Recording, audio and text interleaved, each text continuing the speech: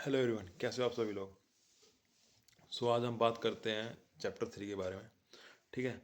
Carbons compound के कुछ important questions की यहाँ पे डायरेक्ट क्वेश्चनों की बात करता हूँ। देखो, सबसे पहला जो 5 नंबर में जब यदि क्वेश्चन आता है तो यहाँ पर कुछ में सिलेक्टिव जगह है, वहाँ से क्वेश्चन जरूर पूछा जाता है 5 नंबर में क्वेश्चन के अंदर। पहला क्वेश्चन आपसे पूछता है डॉट स्ट्रक्चर के बारे में।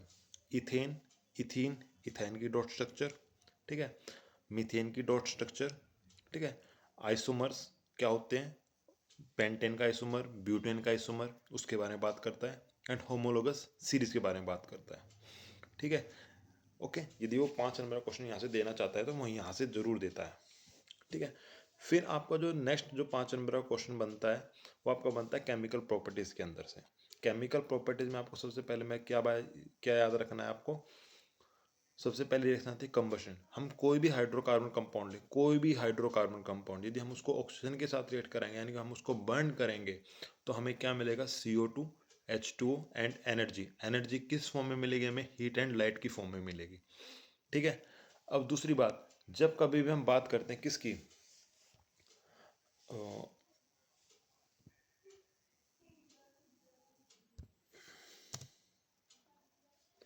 हाँ, जब कभी हम बात करते हैं सेचुरेटेड दो कंपाउंड होते हैं हमारे पास हाइड्रोकार्बन के अंदर। पहला आपका आता है सेचुरेटेड हाइड्रोकार्बन एंड दूसरा आता है आपका अनसेचुरेटेड हाइड्रोकार्बन।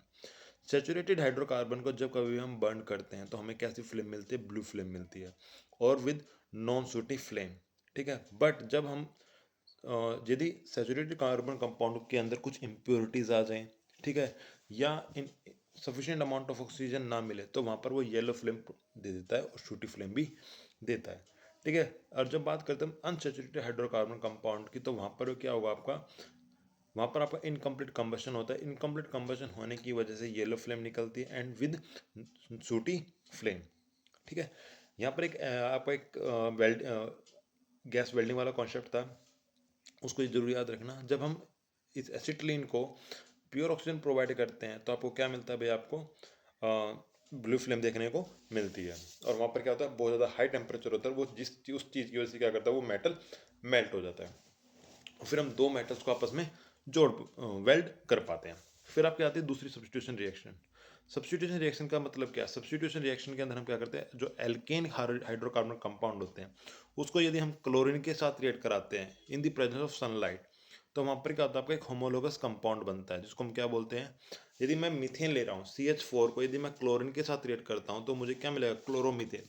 वहाँ से एक हाइड्रोजन रिप्लेस हो जाएगी और वहाँ पर क्या आ जाएगा, आपको एक एलोजन कंपाउंड आ जाए, एलोजन एटम आ जाएगा। यानी कि जैसे हमने क्लोरीन लिया हुआ है तो क्लोरीन आ जाएगा और हमें क्या मिल जाएगा, आपके साथ में हाइड्रोक्लोरिक एसिड मिल जाएगा। यदि हम दोबारा उस जो हमारा हाइड्रोकार्बन जो हेलोजन कंपाउंड बना है उसको यदि हम दोबारा क्लोरीन के साथ रिएक्ट कराते हैं और सनलाइट के प्रेजेंस में, तो क्या होगा, हमारा दोबारा से क्या मिल जाएगा, एक और हाइड्रोकार्बन हाइड्रोजन कम एटम होगा, वो रिप्लेस होगा उस क्लोरीन एटम के साथ। ठीक है। तो ये कंटिन्यूस प्रोसेस चलता रहेगा। इतनी बात समझ में आ गई। फिर जो नेक्स्ट रिएक्शन आती है आपकी, आती है एडिशन रिएक्शन, जिसको हम क्या बोलते हैं, हाइड्रोजिनेशन। एडिशन में भी आपका हाइड्रोजनेशन आ रहा है, यानी कि वहाँ पर आपका एडिशन करना है किसका, हाइड्रोजन का। हाइड्रोजन का एडिशन किसके अंदर होगा, आपका अनसेचुरेटेड हाइड्रोकार्बन के अंदर। यानी कि हम बात करते हैं एल्कीन। एल्कीन को यदि हम हाइड्रोजन के साथ रिएक्ट करते हैं, ठीक है, in the presence of nickel, palladium या platinum at the temperature 443 kelvin temperature पर, तो हमें क्या मिलता है, आपका इथेन मिलता है। यानी कि हमें अनसेचुरेटेड हाइड्रोकार्बन से सेचुरेटेड हाइड्रोकार्बन बनाना है तो मुझे क्या करना पड़ेगा, इथीन को निकल की प्रेजेंस में 443 टेम्परेचर पर क्या करना पड़ेगा, हीट करना पड़ेगा, और हमें क्या मिल जाएगा भैया, आपका सेचुरेटेड हाइड्रोकार्बन कंपाउंड मिल जाएगा। इतनी बात समझ में आ गई। नेक्स्ट आपकी बात आती है आपकी इथेनॉल के बारे में। हमारे पास इथेनॉल में आपको क्या याद रखना है, हमारे पास इथेनॉल में आपको याद रखना है कि भाई जो इथेनॉल है, इथेनॉल के पास क्या चीज़ है, आपकी प्लेजेंट स्मेल आती है। ठीक है। और किस चीज़ में यूज़ होता है, आपका परफ्यूम वगैरह में यूज़ होता है, वाइन इंडस्ट्री में यूज़ होता है। इसका जो बॉइलिंग पॉइंट होता है कितना होता है, 351 केल्विन होता है। ठीक है, ये आपको पता होना चाहिए।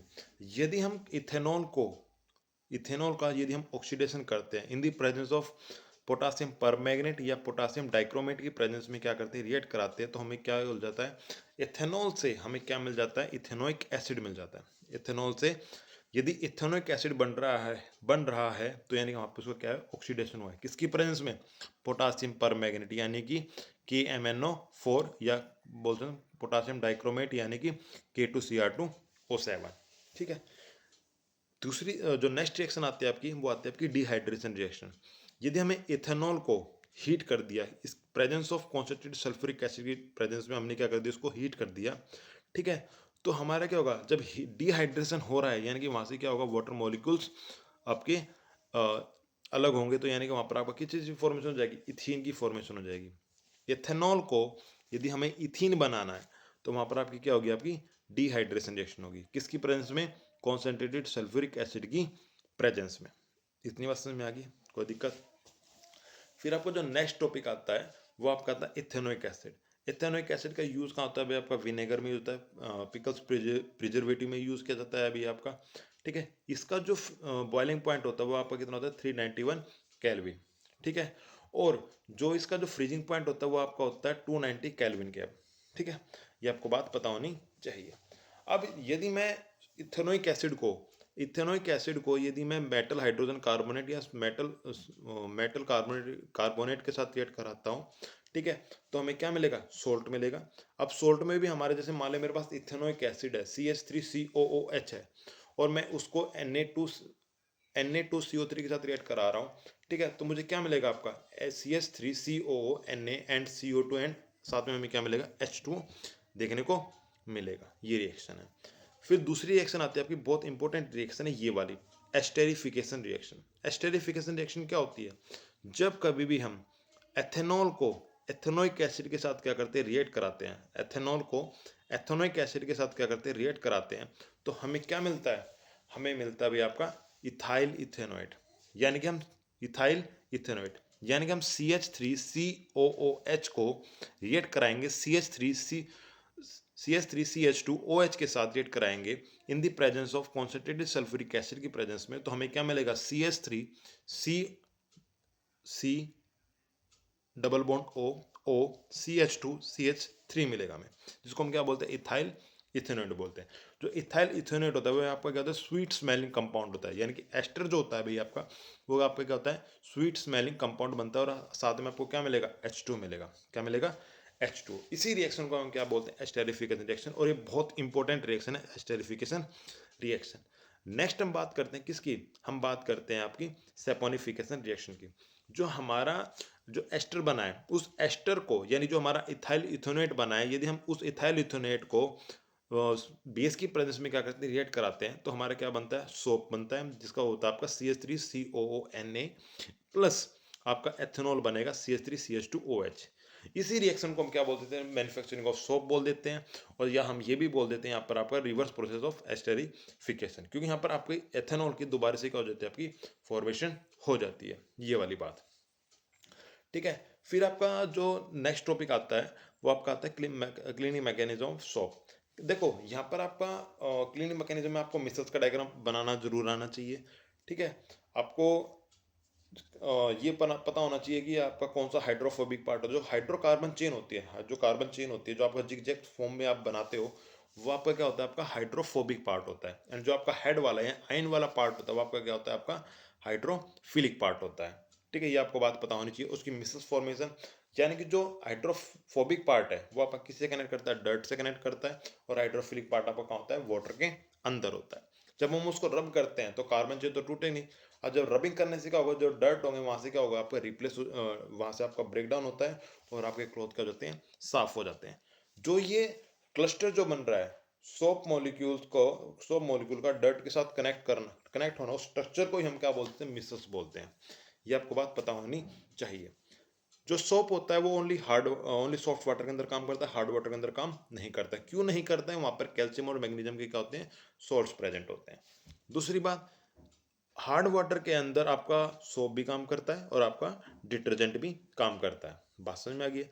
ये आपका कुछ इंपॉर्टेंट पोर्शन था जो इस चैप्टर से पूछे जाते हैं।